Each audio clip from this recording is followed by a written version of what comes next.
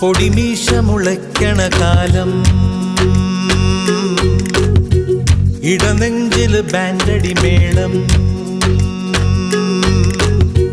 പൊടിമീശ മുളയ്ക്കണ കാലം, ഇടനെഞ്ചില് ബാൻഡടി മേളം.